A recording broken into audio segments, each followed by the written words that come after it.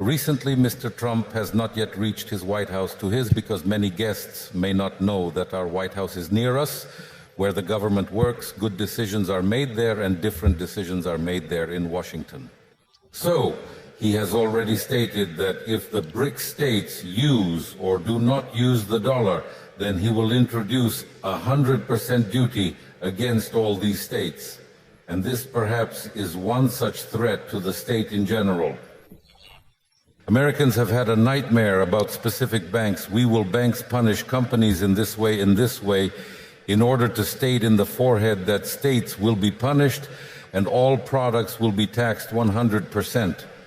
One for a newly elected president. We all know that Americans are very sensitive to this topic because America's strength is in the dollar. Of course, because investing money in dollars, if there is no dollar with its positions, will only fail.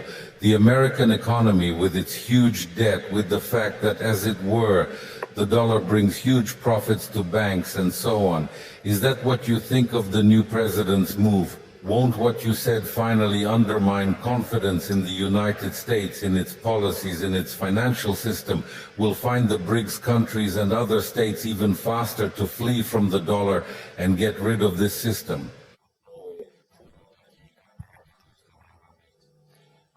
First of all, I agree with you about the use of the dollar as the world currency.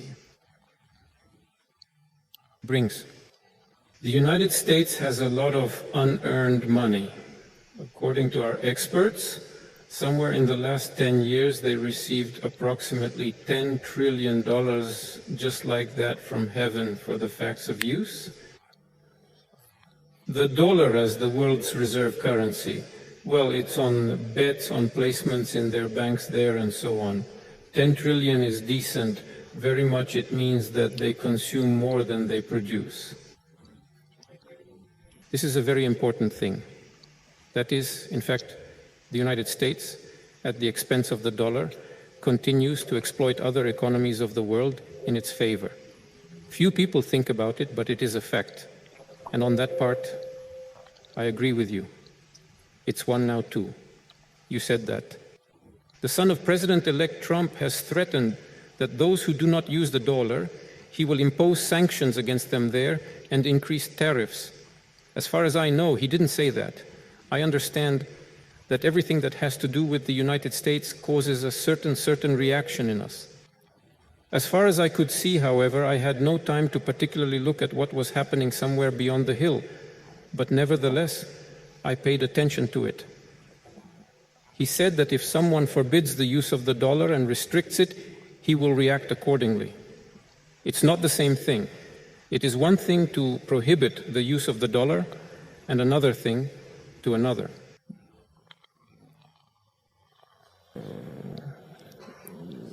Don't use it, you know?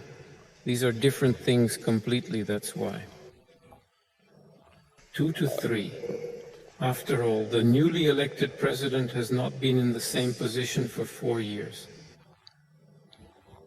During this time, changes have occurred in the economy, in the world, and in the American economy. His political opponents have done a lot to undermine the dollar as the world reserve currency. And first of all, they did it with their own hands, using the dollar as an instrument of political and maybe even armed struggle in order to cause damage to other countries which are still in power in the Soviet Union, but exist as their enemy. We have never considered them.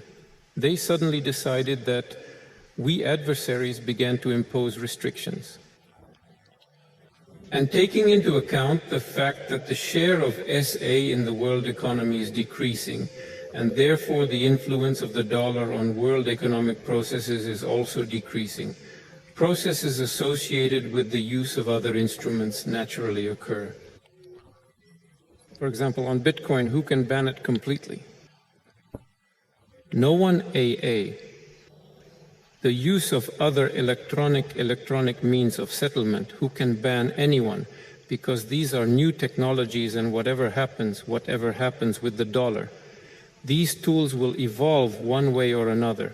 because everyone will strive to. Reducing costs and enhancing reliability is an unavoidable process that must be navigated.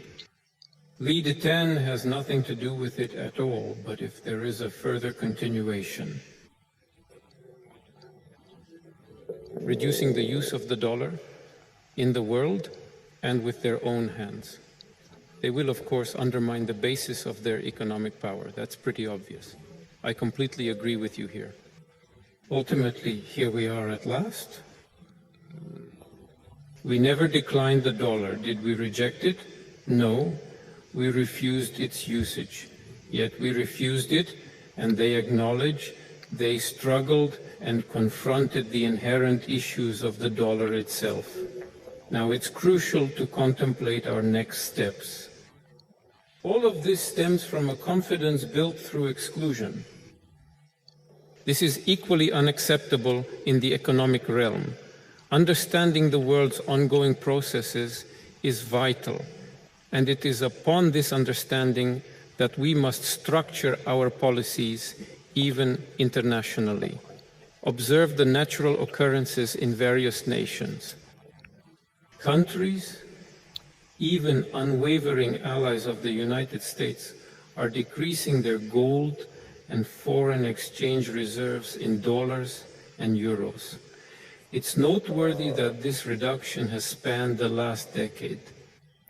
The reduction was approximately 13%. This is a significant amount. This phenomenon transpires naturally. And no one, he can't reverse these processes, particularly using sanctions and coercive approaches that are detrimental to the economy and those who initially accept it, creating widespread and long-term consequences. Thank you very much for a new conversation with him. Our regiment will tell the project so he didn't wave. A person who has advice and recommendations is activated. I didn't need it, okay? For more updates, news, views from around the globe, follow us on all our social media platforms at Globalpose.